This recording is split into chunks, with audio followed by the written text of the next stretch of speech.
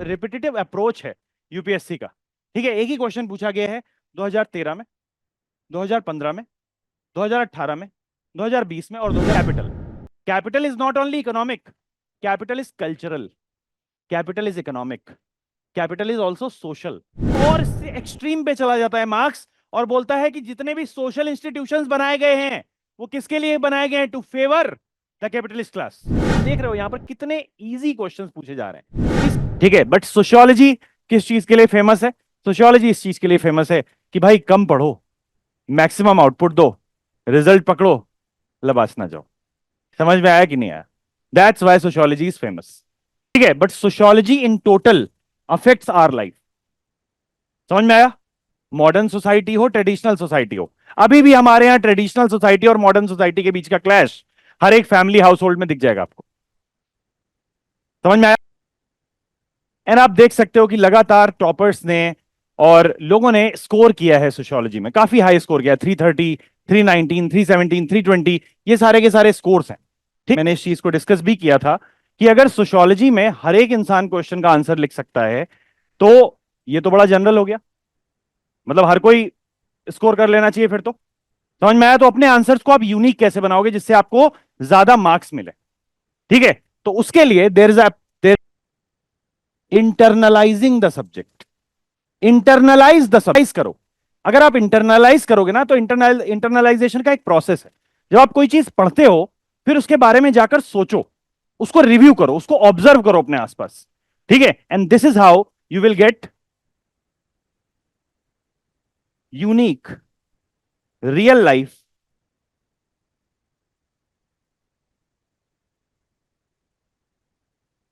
Examples. How can you make answers unique? उसके पीछे केवल एक ही तरीका है। एक, आपका पढ़ने का और लिखने का अप्रोच अलग हो, वो मैं देख लूंगा। यूनिक एग्जांपल्स वो आपको ऐड करने होंगे, मैं तो ऐड करवाऊंगा ही, like I added one of the examples recently, अभी अभी अभी मैंने ऐड करवाया।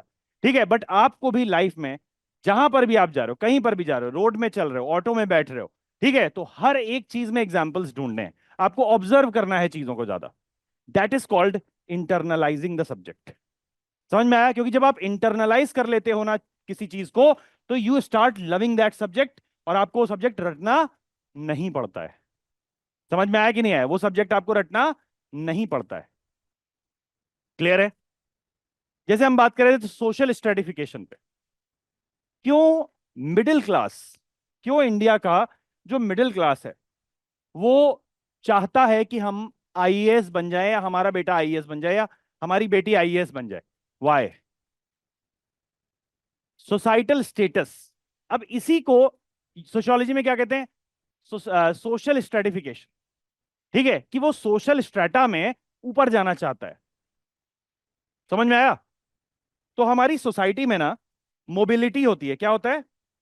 मोबिलिटी होती है हमारी सोसाइटी में, स्ट्रेटा है डिफरेंट, पर क्या वो इतना एफिशिएंट है कि वो वेल्थ को बढ़ा पाए? अगर नहीं बढ़ा पाएगा तो धीरे धीरे धीरे धीरे धीरे धीरे वो सोशल स्टेटा में नीचे आता चला जाएगा। That is called social mobility.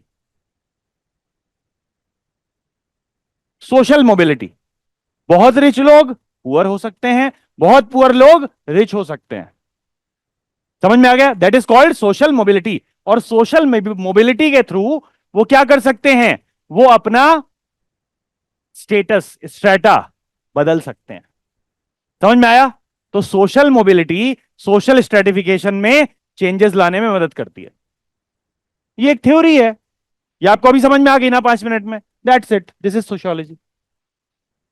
एक गांव का लेबरर है, गांव में मनरेगा में काम करता है। ठीक है, मनरेगा यू नो ना, Mahatma Gandhi national rural employment guarantee act, MNREGA. ठीक है, उसमें काम करता है। उसको किसी इंडस्ट्रियल सेटअप से कॉल आया कि भाई आप आओ, आप हमारे यहां इंडस्ट्री में वर्क करो। कहां पर? शहर में आकर। कहां पर? शहर में आकर। ठीक है, वो गांव में क्या था? गांव में रूरल लेबरर था। क्या था? रूरल लेबरर था। वो शहर में आ गया, क्या बन गया? Industrial labourer. क्या उसके स्ट्रेटा में चेंज आया क्या? नहीं तो, उसके स्ट्रेटा में तो चेंज नहीं आया, मगर ये मोबिलिटी तो है। वो गांव से निकल कर कहां आ गया? शहर में आ गया। अब इसको हम क्या बोलेंगे? स्ट्रेटा में चेंज ना आए बट चेंजेस मोबिलिटी, मोबिलिटी आए, तो इसको हम क्या बोलेंगे? Horizontal mobility. This is called horizontal mobility. ठीक है, तो इसका मतलब है मोबिलिटी दो तरीके की होती है। मोबिलिटी दो तरीके की होती है। हाँ बोला, क्या बोला? वर्टिकल मोबिलिटी, जो हमने वर्टिकल एंड हॉरिजॉन्टल में ये डिफरेंस है। देखो, वर्टिकल मोबिलिटी में आप क्या कर रहे हो? आप अपना स्ट्रेटा चेंज कर रहे हो, एक स्ट्रेटा से दूसरे स्ट्रेटा में जा रहे हो। ठीक है। बट हॉरिजॉन्टल मोबिलिटी में क्या आप एक स्ट्रेटा से दूसरे स्ट्रेटा में जा रहे हो? नहीं। A labourer is a labourer. If he is in rural area तो he is a rural labourer. If he is working in urban area तो he will be called industrial worker. समझ में आया कि नहीं आया? उसका स्ट्रेटा नहीं चेंज हो रहा है हॉरिजॉन्टल मोबिलिटी में। बट वर्टिकल मोबिलिटी में क्या हो रहा है? उसका स्ट्रेटा चेंज हो रहा है। A labourer is becoming a manager, और you can say a supervisor, and the supervisor after some promotion will become a manager, and a manager if he has risk taking capacity can set up his own factory and he can become a director. समझ में आया कि नहीं है? तो उसका strata वो change कर रहा है, that is called vertical mobility है। ठीक है, अब कुछ क्वेश्चंस देख लेते हैं। भाई कैसे क्वेश्चंस आते हैं यूपीएससी में? क्या यूपीएससी बहुत टफ क्वेश्चंस पूछता है? ठीक है, तो एक टॉपिक मैंने चूज किया है, स्ट्रेटिफिकेशन एंड सोशल मोबिलिटी। ठीक है, आप देखो, मेनली क्वेश्चंस किस चीज से रिलेटेड आए हैं? What is social stratification, role of social stratification in capital. Capital is not only economic, capital is cultural, capital is economic, capital is also social. आपका एक कल्चर है, आप लोगों के साथ मिलते जुलते हो, मंदिर जाते हो, पूजा करते हो, फल एक दूसरे से एक्सचेंज करते हो, मिठाइयां एक्सचेंज करते हो, that is the cultural capital. आपके घर में कोई भी फंक्शन होता है ना, कोई भी मैरिज होती है, तो आप मिठाइयां बांटते हो, आप कपड़े बांटते हो, क्यों बांटते हो? That is cultural capital. फिर वो लोग भी आपको देते हैं, कल्चरल कैपिटल है, that is the exchange of goods. Through exchange of goods आप क्या बना रहे हो? कल्चरल कैपिटल बना रहे हो। आप उस सोसाइटी में अपना इंपॉर्टेंस बना रहे हो। अचानक से वो इंपॉर्टेंस आप लूज कर नहीं है। दिस इज सोशियोलॉजी यार। Sociology is a wonderful subject. You will get very comfortable with each and every concept in just in a class. आपको अगली क्लास तक वेट करने की जरूरत ही नहीं, आपको कोई डाउट होगा ही नहीं। In most of the cases you will never have a doubt, because the examples are so easy. ठीक है ना? ये चीज है। क्वेश्चंस पे आ जाते हैं, वरना मेरा मेहनत बर्बाद हो जाएगा पूरा। ठीक है, so there are questions like critically. आप देखो, एक ही क्वेश्चन पूछा गया है, क्योंकि मैं बता रहा था आपको कि रिपीटेटिव रिपीटेटिव अप्रोच है यूपीएससी का। ठीक है, एक ही क्वेश्चन पूछा गया है 2013 में, 2015 में, 2018 में, 2020 में और 2022 में। ठीक है, लगभग सेम क्वेश्चन है, उसका कोर सेम है। मतलब जो 70% चीजें आपको लिखनी है ना, या 60% लिखनी है, वो सेम है। केवल 40% अलग लिखना है आपको। समझ में आया? पहला question, critically assess social mobility in closed and open systems. अभी मैंने आपको बताया क्लोज्ड सिस्टम क्या होता है, like caste. Caste in earlier times, Brahmin हो तो ब्राह्मण में ही शादी करोगे, एंडोगेमस मैरिजेस। क्षत्रिय हो तो क्षत्रिय में ही शादी करोगे, एंडोगेमस मैरिजेस। तो एक ब्राह्मण हमेशा ब्राह्मण का स्टेटस कैरी करके चलता था। बट आज क्या होने लगी? एक्सोगेमस मैरिजेस होने लगी। Brahmins are getting married to Kshatriyas, Brahmins are getting married to lower caste, lower caste are getting married to upper caste, hypergamy. ठीक है, तो हमारी सोसाइटी अब क्या हो गई? हाइपरगेमस हो गई है, कि कोई भी किसी से भी मैरिज मैरिज कर रहा है, तो द सोसाइटी हैज बिकम एक्सोगेमस। इस चीज पे आपको काम करना है, आपको काम करना है कंटेंट पे। जो आप तरीके से लिख रहे हो, प्रेजेंटेशन जो है, उसको तो मैं सुधार दूंगा, कोई दिक्कत नहीं, कंटेंट भी मैं सुधार दूंगा। आपको काम मेनली करना है क्वालिटी इंप्रूव करने में, वैल्यू एडिशन में। मैंने बताया ना, रियल लाइफ एग्जांपल्स को ऐड करो।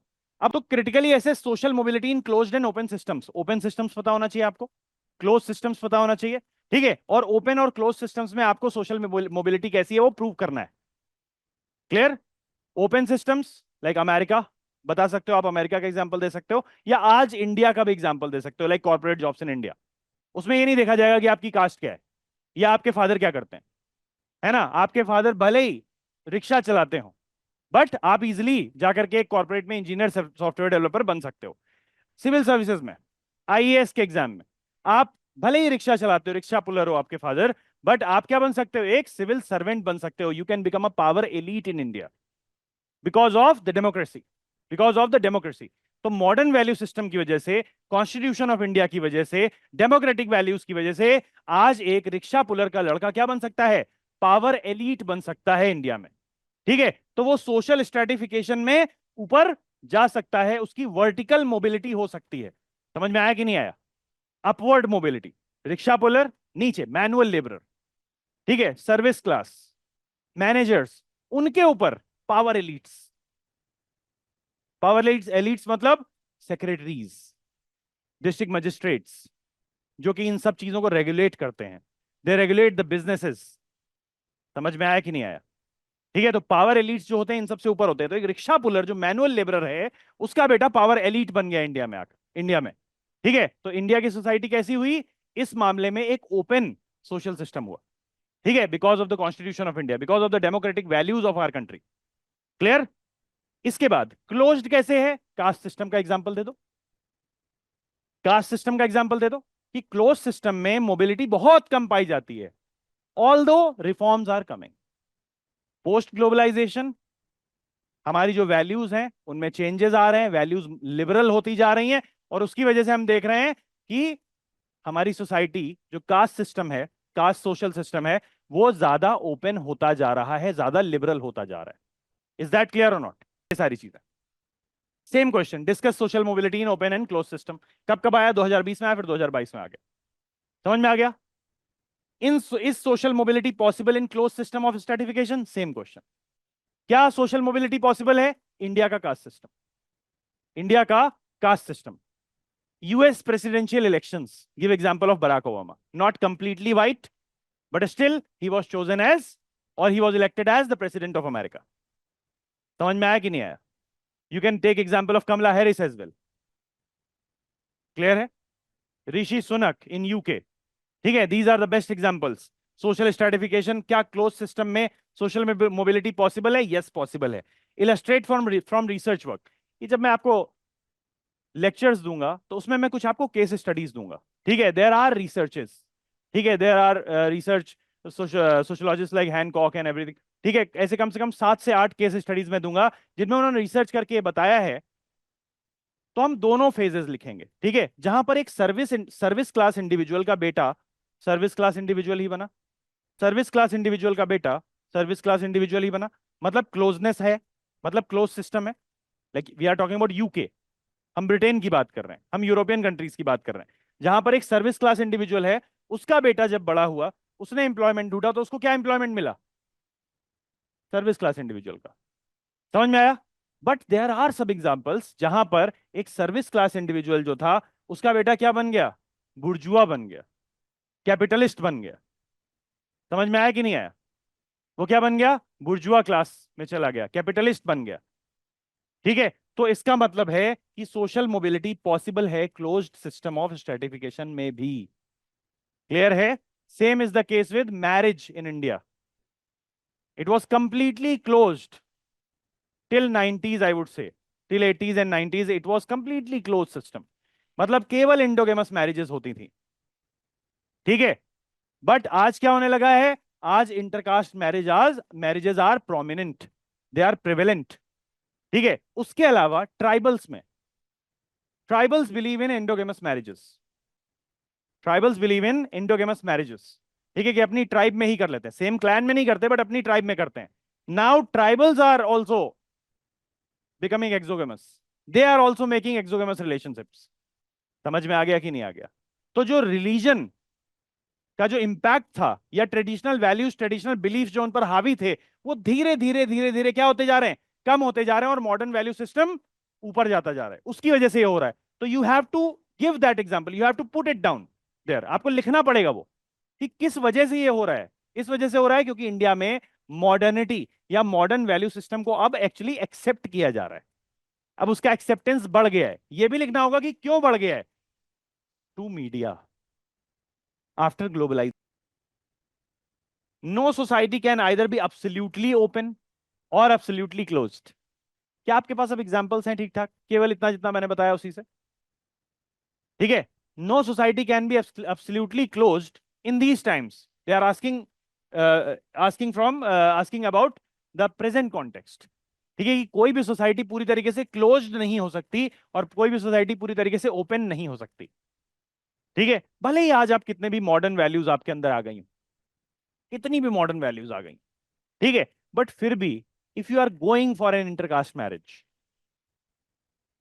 What will happen to you? You will have a fear in mind that अगर मैं ये करता हूं तो what will happen to me? हो सकता है मेरी फैमिली मुझे छोड़ दे, मेरे फादर मुझे क्या कर दें, एकदम आउटकास्ट कर दें, छोड़ो हटाओ, हमारा लड़का नहीं है ये, कपूत है ये। समझ में आया कि नहीं आया? ठीक है, अगर आप बहुत ग्लोरियस और बहुत ऐसी फैमिली से बिलोंग, प्रेस्टिजियस फैमिली से बिलोंग करते हो, तो आपको कुछ भी गलत करने में या कुछ भी जो चीजें सोशल नॉर्म्स के अकॉर्डिंग सही नहीं है वो करने में क्या फील होता है? फियर फील होता है कि that there is a tendency कि भाई मैं अपनी जो वैल्यूज है उनको लूज करने जा रहा हूं। समझ में आया कि नहीं आया? क्लियर है? ठीक। तो no society is totally absolutely open and no society is absolutely closed. वो कभी हो ही नहीं सकती है, क्योंकि उसमें क्या पाई जाती है? सोशल मोबिलिटी पाई जाती है। अगर किसी सोसाइटी को कंप्लीटली क्लोज कर दोगे आप, तो वहां पर रेवोल्यूशन हो जाएगा। समझ में आया? जैसे कि मार्क्स ने बहुत अच्छा लिखा है इस पर। आपको कभी ये लगता है कि मैनेजर्स का ये जो क्लास है सर्विस इंडिविजुअल्स में, मैनेजर्स, ये कैसे डेवलप हुआ? पहले तो केवल क्या होता था, एक फैक्ट्री ओनर होता था और लेबरर्स होते थे, और तो कुछ नहीं होता था ना पहले। एक फैक्ट्री है, उसमें फैक्ट्री ओनर है, कैपिटलिस्ट है और मैनुअल लेबरर्स है। मैनेजर्स कैसे डेवलप हुए?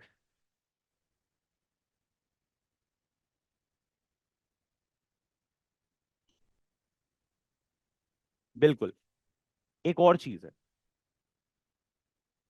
यस, वर्कर्स के protest. Workers, polarisation of class ना हो जाए। क्या ना हो जाए? पोलराइजेशन ऑफ क्लास, मतलब एक तरफ क्या हो जाए, एक तरफ केवल कैपिटलिस्ट क्लास हो जाए, जो कि बहुत कम है। मार्क्स ने इसको बहुत ब्यूटीफुली एक्सप्लेन किया है कि एक तरफ हमारा क्या है, केवल कैपिटलिस्ट क्लास या बुर्जुआ क्लास है, जिसके पास बहुत वेल्थ है, बट वो बहुत कम है नंबर में। ठीक है, कितने कैपिटलिस्ट को आप जानते हो अपने देश में?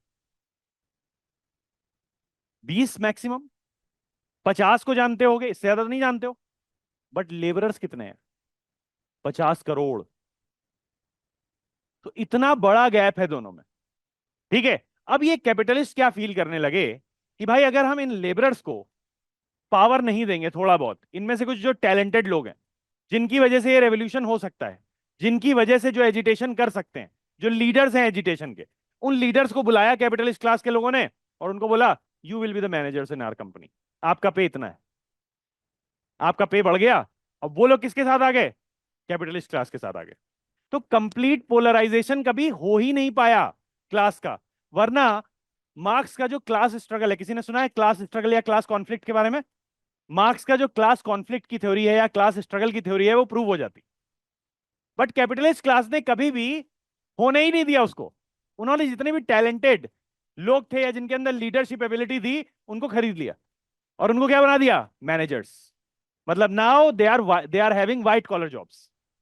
उनको दे दिए व्हाइट कॉलर जॉब्स कि तुम ये करो, तुम सबको मैनेज करो। हाँ,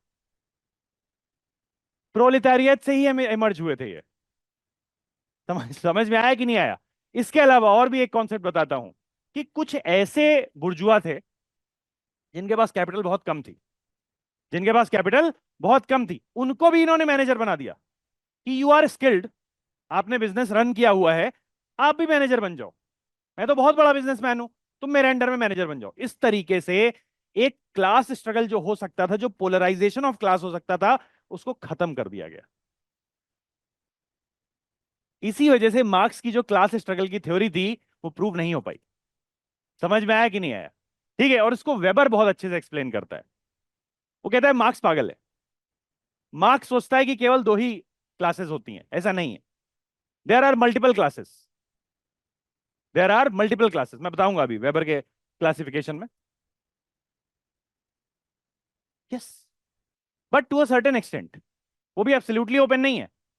दे have all the open values, they have all Davis and Moore, both of them, Davis and Moore and Talcott Parsons, वो क्या है, फंक्शनल पर्सपेक्टिव पे बिलीव करते हैं कि एक इंसान, एक इंडिविजुअल के फंक्शन से ही सोसाइटी फॉर्म होती है, और किसी का भी फंक्शन जो है वो सोसाइटी के लिए बहुत ज्यादा इंपॉर्टेंट होता है, सोशल ऑर्डर स्टैब्लिश होता है उससे। समझ में आया ये चीज? Compare and contrast Max Weber and Karl Marx. Max Karl Marx के हिसाब से सोसाइटी दो क्लासेस में डिवाइड। अच्छा, व्हाट इज अ क्लास? बड़ा मजेदार कॉन्सेप्ट है ये। What is so social consciousness क्या होता है? चीज की कॉन्शियसनेस होना कि भाई मैं किस क्लास से बिलोंग करता हूं। Society for me, I am in a society, that's a different thing. But इस सोसाइटी में मेरे लिए कौन कौन लोग हैं, मेरे साथ के कौन कौन लोग हैं? तो मार्क्स बोलता है कि जो प्रोलेटेरिएट क्लास है या प्रोलेटेरिएट क्लास है, वो क्या करे, वो अपने लिए सोशल कॉन्शियसनेस ढूंढे, अपने जैसे लोगों को सोसाइटी में ढूंढे, ठीक है, जिससे कि वो क्या कर पाए। मार्क्स का तो एक ही फंडा है, क्लास स्ट्रगल, क्लास कॉन्फ्लिक्ट होना चाहिए, और कैपिटलिस्ट क्लास को हटा देना चाहिए, प्रिमिटिव कम्युनिज्म आ जाना चाहिए। समझ में आया? तो मार्क्स के हिसाब से जो सोसाइटी है वो दो पार्ट्स में डिवाइडेड है। पहला, बुर्जुआ अभी नहीं लिखता, कैपिटलिस्ट लिखता हूं मैं आपके साथ, ठीक है? कैपिटलिस्ट ज्यादा समझ में आएगा। कैपिटलिस्ट, एंड दूसरा है प्रोलिटेरिएट या फिर वर्किंग क्लास। बुर्जुआ, बुर्जुआजी, जो भी बोलना चाहे बोल सकते हैं, बट वो क्या है, वो कैपिटलिस्ट क्लास है। दो क्लासेस में डिवाइड करता है वो। वर्किंग क्लास जो है ये मैनुअल लेबर करेगा, कैपिटलिस्ट क्लास जो है ये वेल्थ एक्यूमुलेशन करेगा। समझ में आया? ये बहुत कम होंगे, ये होंगे बहुत कम, they will be pity in number, ये होंगे बहुत ज्यादा, ह्यूज इन नंबर।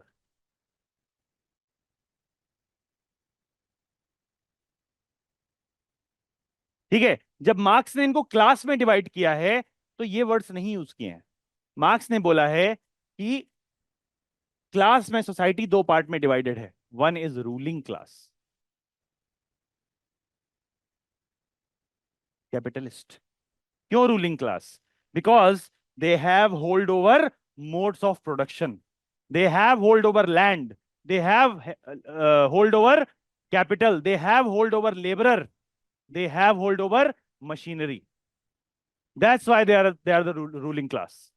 ठीक है, और ये रूलिंग क्लास जो है वो हमेशा किसको एक्सप्लॉइट करेगा? प्रोलिटेरियत क्लास को, which is called subject class, which is called subject class. Subject class will always be oppressed. क्यों? क्योंकि सारे के सारे मोड ऑफ प्रोडक्शन किसके पास हैं? कैपिटलिस्ट क्लास के पास हैं। ठीक है, और इसके अलावा और इससे एक्सट्रीम पे चला जाता है मार्क्स, और बोलता है कि जितने भी सोशल इंस्टीट्यूशंस बनाए गए हैं वो किसके लिए बनाए गए हैं? To favour the capitalist class. उसने बोला जो लीगल इंस्टीट्यूशंस हैं, पॉलिटिकल इंस्टीट्यूशंस हैं, रिलीजन है, फैमिली सिस्टम है, ये सारी की सारी चीजें किसको फेवर करती हैं? Capitalist class. क्या था? Primitive communism. कैपिटलिस्ट क्लास जिनके पास बहुत कम कम प्रॉपर्टी है, बहुत कम कम, मतलब they are running businesses, but वो बिजनेस रन करने के लायक है नहीं, तो उनकी बहुत बड़ी टेंडेंसी है कि वो कहां जा सकते हैं?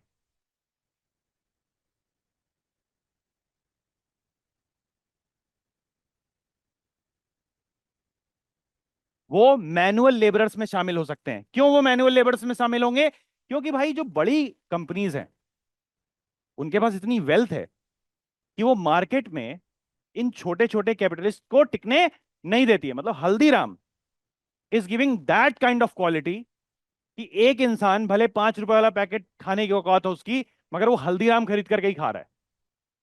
लोकल लेवल पर हल्दीराम बिक रही है ना कि नहीं बिक रही है? गांव को छोड़कर अगर अर्बन सिटीज की हम बात करें तो क्या हल्दीराम का बिजनेस है? बाकी सारा का सारा जो और छोटी छोटी कंपनीज है नमकीन की, वो कहां पर रन कर रही? गांव में। क्या अर्बन क्लास, अर्बन पीपल के पास इतना पैसा है कि वो हल्दीराम खाएं? नहीं, but the quality is so high. और वो क्वालिटी इतनी अच्छी क्यों है? क्योंकि उनके पास इतना बड़ा मार्केट है। इतना बड़ा मार्केट क्यों है? क्योंकि उनके पास इतनी वेल्थ है कि वो इतने बड़े मार्केट को सेटिस्फाई कर सकते हैं। तो इनके होने की वजह से ये कभी भी आगे नहीं बढ़ पाते हैं।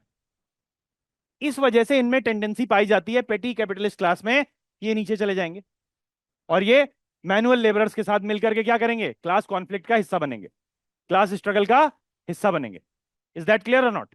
ठीक है, इसलिए इनको ऐसे ऑफर्स देते रहते हैं ये बड़े बड़े कैपिटलिस्ट जो हैं, ऐसे बड़े बड़े ऑफर्स देंगे। क्या ऑफर्स देंगे? आओ हमारे साथ जुड़ जाओ, तुम्हें भी क्या करेंगे हम, बड़ा सा एक सैलरी दे देंगे। अगर एक लीडर को इतना पैसा मिल जाएगा तो लीडर विल, पाला बदल लेगा लीडर यार, लीडर इधर से इधर आ जाएगा। नहीं नहीं, मुझे नहीं चाहिए लीडरशिप, पैसा मिल रहा है ना, पैसा लेंगे, इधर इधर आएंगे हम। समझ में आया कि नहीं आया? ये चीज है, बहुत कम लोग हैं जो स्ट्रगल करना चाहते हैं इस क्लास के साथ। मार्क्स को लगा था कि ये इतने ज्यादा है नंबर में, इनमें से बहुत सारे तो लीडर्स मिल जाएंगे, उनमें सोशल कॉन्शियसनेस जगा दो, वो इनको खा जाएंगे। मगर उन मार्क्स को ये लग रहा था कि ये लोग बेवकूफ हैं, इनको कुछ नहीं आता। इन्होंने क्या कर लिया, ये जो लीडर्स है ना, इनमें से जो लीडर्स बनने वाले थे उन्हीं को खरीद लिया सबको।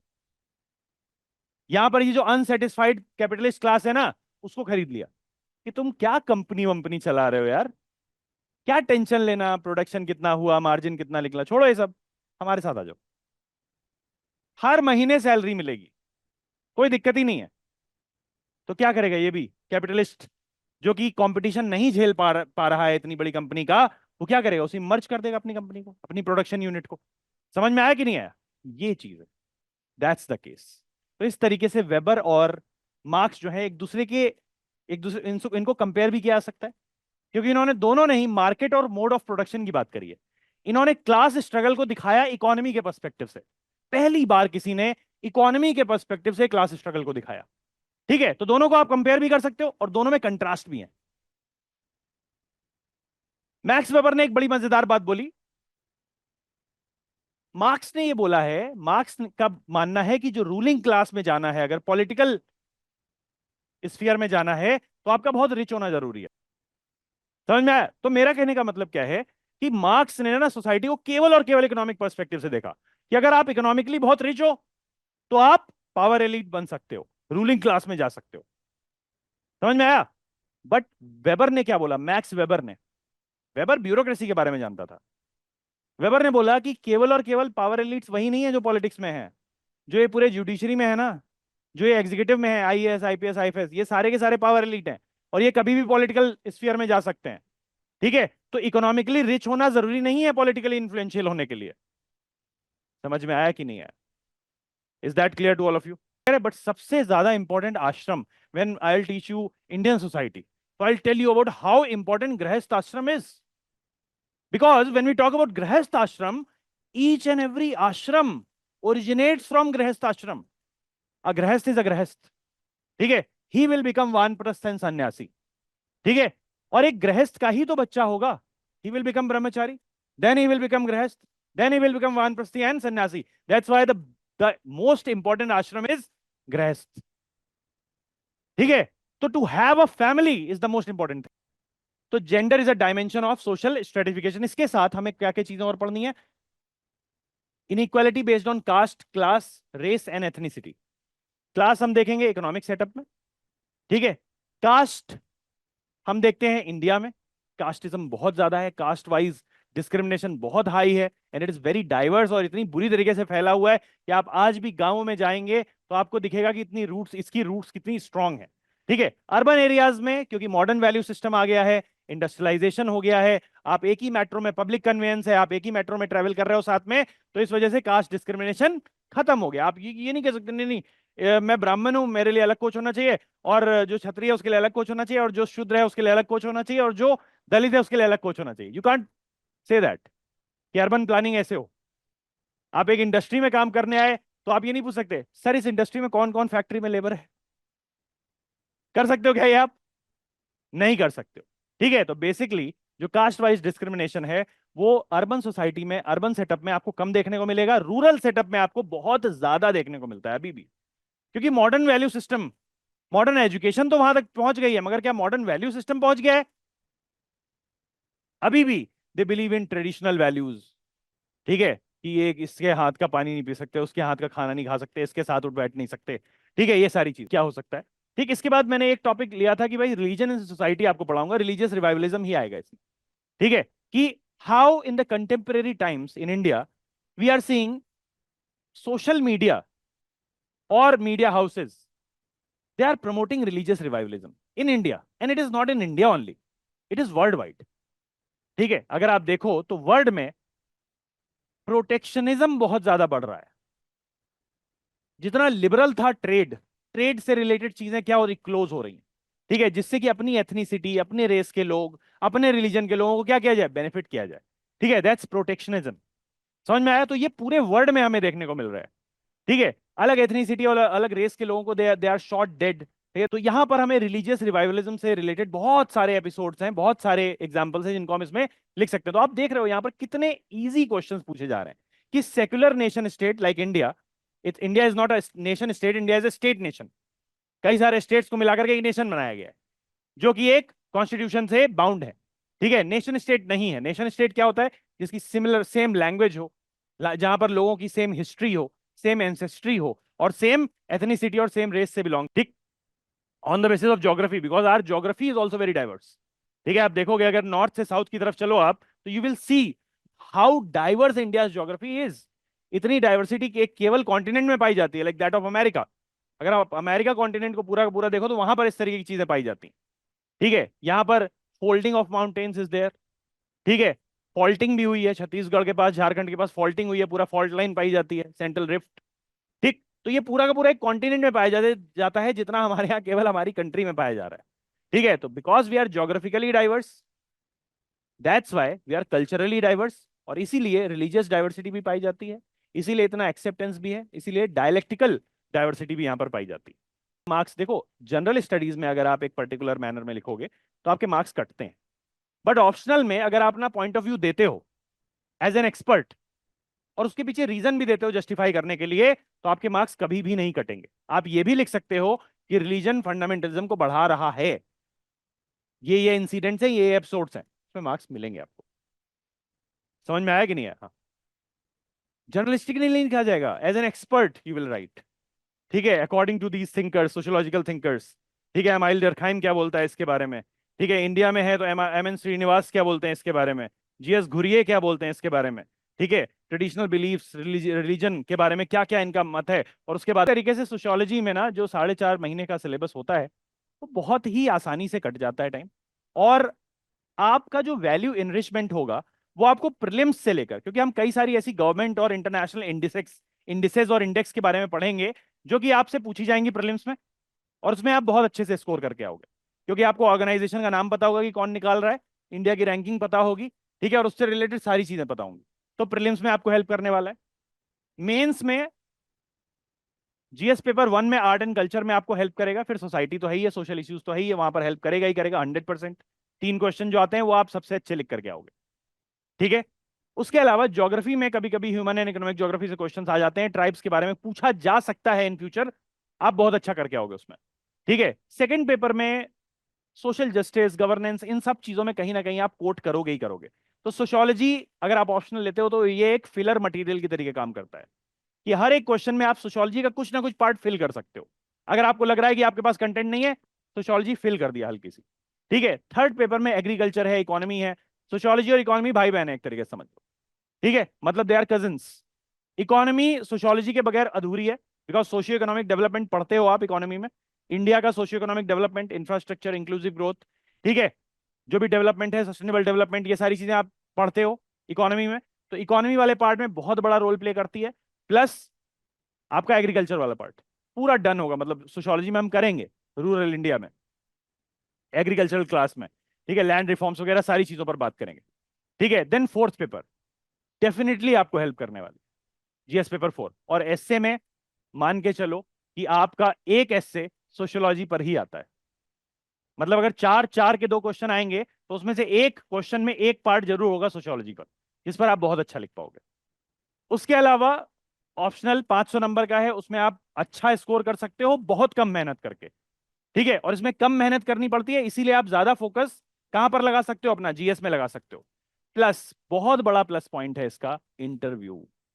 जिस इंसान का सोशियोलॉजी ऑप्शनल होता है उसका पूरा का पूरा इंटरव्यू सोशियोलॉजी के ऊपर ही होता है, क्योंकि उससे केवल सोशल प्रॉब्लम्स पूछी जाती हैं। वो 30 मिनट कम पड़ जाते हैं सोशियोलॉजी के स्कॉलर के लिए। समझ में आया?